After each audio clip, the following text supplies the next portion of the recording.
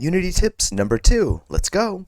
As you might already know, we can hit the Control key and move to snap objects to the grid. Very useful if you need precise movement.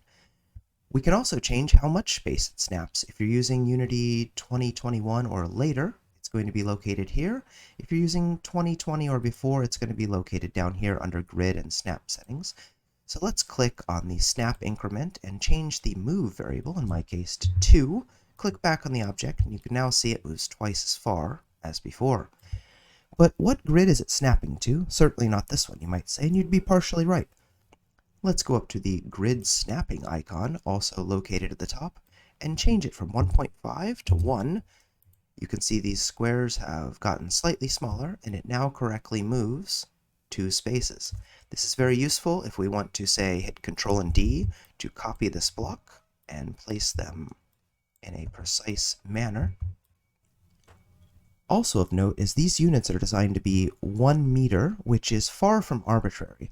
Importing 3D objects from art software such as Blender will preserve their size.